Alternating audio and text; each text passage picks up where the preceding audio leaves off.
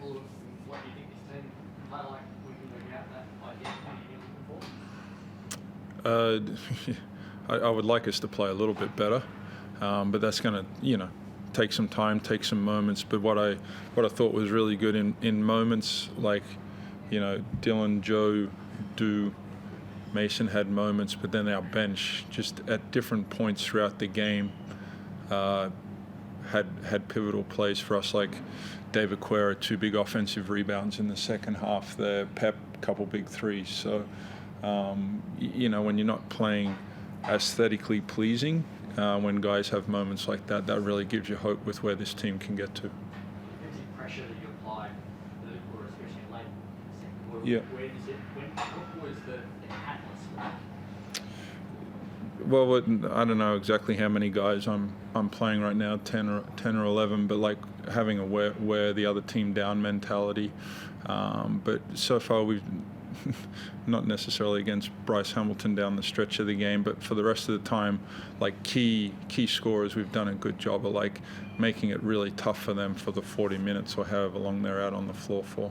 So where the rotation balls and try to win the opportunity. Yeah, and like the defense, we're really doing a good job at that end of the floor as far as like finding an identity while we really find an identity offensively, and that's giving us a chance. But like our guys are really buying into it. Lat Mayen comes in and has done a great job for us in his limited opportunity today. You know most of the team. Jaron, he was plus 25 tonight with 13 minutes later. He was remarkable. Like, is he surprising you at the moment?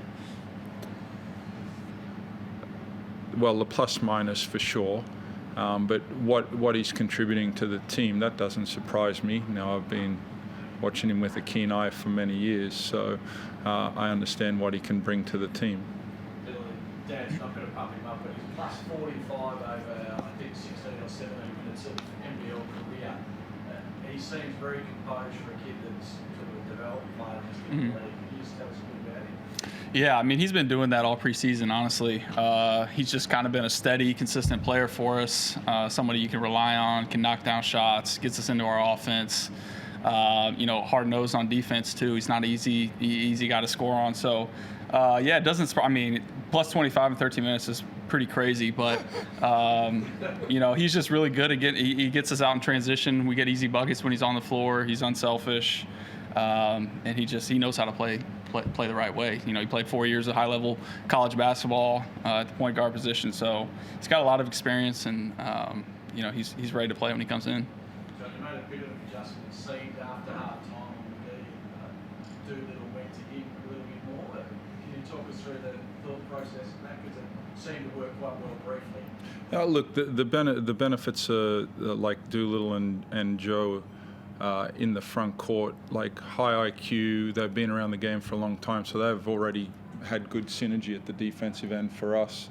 And like we know what Doolittle's capable of doing at the defensive end. He's played against him in Puerto Rico, so he was ready for the challenge, as was Joe, and kind of like once again like the wear down mentality, but also giving McGee different looks, because like in his first 2 games he's been impressive at the offensive end. And I think it was Joey Wright that made a comment during the week, is I think us as a country, we try to pump up too many people for the NBA, and then we forget how good the NBA is, and McGee's a great example of that, with his defensive prowess at the NBA level with championships and gold medals for the US team, but he's a pretty good offensive player in our league.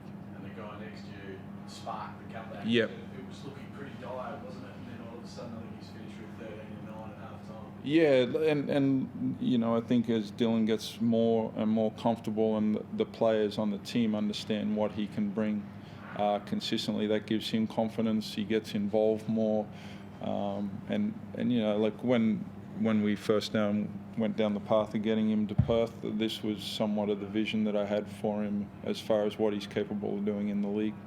You're enjoying the added responsibility this year that he can do a hell of a lot more for an impact point of view? Yeah, for sure. That's something we talked about in the off season when I made the decision to come back. Is what my role would be this year, and Yeah, I'm looking forward to embracing the increased opportunity. But yeah, I mean, I think still just trying to get everybody involved. We got a lot of firepower, across the board. We're a deep team too, and we got 8-10 really solid players. So it's going to be somebody else's night every single night. So just trying to stay consistent for us, be a consistent present, especially on the glass.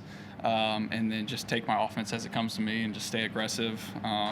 Be willing to hunt shots when they're there, but not force too much. Are you noticing what you said before about the wear down factor? You feeling like the depth and it's got the rotations and they're helping to put that pressure on consistently throughout the field? Yeah, I mean, when you have 8 to 10 guys that can come in and give you, 4 or 5 quick minutes of spark, then that's going to wear down a team when they only have 6, 7 guys in their main rotation.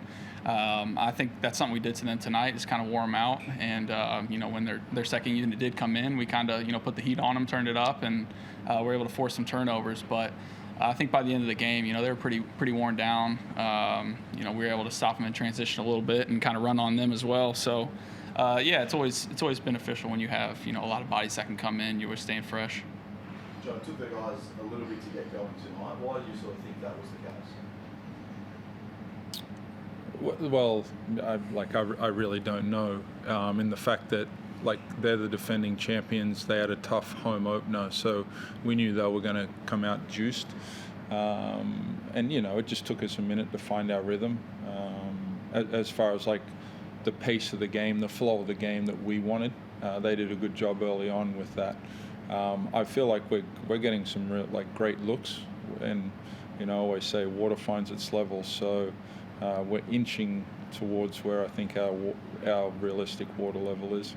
It was obviously exciting, I guess, as well, to see Mason Johnson hit a couple of shots and really get going. He got the crowd going as well. What's his impact going to be for the rest of the season as well? Looks like he's starting to get his feet underneath in this roster. Yeah, it's going to be a weekly process for him right now. Finding his spots. I would say he hit a pretty big 3 that kind of iced the game for us. And that's going to be part of his responsibility, is in those moments, us leaning on him to provide the big shots. So, him bouncing back after last week, and it's nice that we find a way to win while we're not playing at our best. And JLA's presence as well inside. I think he got better as the game went on, and obviously, like you mentioned, guys were wearing down Jamal McGee and their bigs as well. But his inside presence and the ability to sort of ISO play and really facilitate down low as well. What's that importance going to be like, especially towards the back end of the season? I think Joe, the way he approaches, how he's approached the off-season and then the pre-season with us, with his mentality, but his work ethic, you guys that have been around us, he is really diligent in what he does after practice, and I think that just carries over. And I wanted to instill confidence in him, and the fact that, it took him a minute to find a rhythm for him. McGee, one of the better defenders in the world when he was at his peak. So it just takes a good offensive player a minute to figure that out. And he, as you saw, once he found that rhythm, he had some special moments. John, in comparison to last season, Ben Henshall spending way more time sort of off the ball. Is this a conscious choice schematically, and is it something we can expect to continue? The way we go offensively is whoever can initiate the offense with a good pace, that's who you want handling the ball. But if he rebounds or we outlet it to him, he has that opportunity. But what he's doing a great job is getting down the floor. And then you saw him in the third quarter, I believe it was, maybe the beginning of the fourth. He come out and in some good actions, playing off the wing there, and got aggressive drive to the rim. And so for any of our perimeter players, we're versatile. Wherever you get to on the floor and whoever has the advantage, we expect you to make the right read and the right play for each other. He's yet to get any minutes, but has Noah Paparogu showed any kind of readiness so far in practice to compete at this level? Noah is doing a terrific job. There's 200 minutes in a game. I got 15 guys that all want to play. So there's got to be a couple guys that are disappointed, but he's continued with his work ethic, and he'll get his opportunity at some stage. How do you feel like he fits into this roster? That kid can move his feet at a high level, and he's a good athlete, and he works hard every day. So his time will come. You don't forget he's 18 years old, going against JLA, Doolittle, Wagstaff, Dave Aquera. So he's getting some good seasoning every week. You've kept, I think, teams now, 270s and the low 80s. Is that the sort of defence you want? Have you been happy with the defence? Because it's very different to probably years gone by score-wise. Yeah, and like we got some nice pieces out there at that end of the floor. We got versatile guys like when you can keep Joe, Du, and Windler like in the gaps and rebounding and using their instincts, versus them having to be the guys like on the primary scorers. Like Ben Henschel, like you talk about what he's done, like defensively, like the growth he's shown at that end of the floor. Like last week, him with Parker, tonight with Harvey. So, and like let's not forget, Henny's very young himself. So, like when you're trying to figure it out offensively, when you're trying to figure it out defensively, to make those two things work together, it just takes a minute, right, Dylan? Yep. Yeah, and we sometimes forget that he's still 20, 21 years old, trying to figure that all out. Your son seems to be doing all the little things correct. He hits the wing early to get into the actions. I think he even set a bat pit for Doolittle on the wing 3. How proud are you of him when you see little things like that? Yeah, it's like when you can coach good basketball players and you give them the license to play off a little bit of instinct, and you have other players that are synchronized the same way. To me, that's what basketball should be able to do. You need to use your own flair and capabilities within the structure of the team, and we have moments like that, and I hope we can grow on those things. So it's fun coaching good basketball players. Do you think he deserves more minutes week on week? Well, I look down here, every guy would be saying yes, they deserve more minutes, and he's. How fun is it to play with someone like that when they push the ball and get it on? Yeah, I mean it's fun. It's I think we're a team that can do a lot of damage in transition. So having that point guard that's always looking up the floor, I think we had 25 fast break points tonight. So I think that's something we got to continue to do is wear out teams in transition. We got a lot of guys that can play make in the open floor. So his first look is always to get it up the floor, and it's something I think that helps this team a lot. And one more, Jerovich, the DP, when he's on the bench, he's always up. He's super smart, super seen in NBL West. What do you think and what do you like? Every team needs a Tom Jerovich, in the fact that at practice, the days the guys that do play don't want to necessarily be at practice. He gives them a quick wake-up call.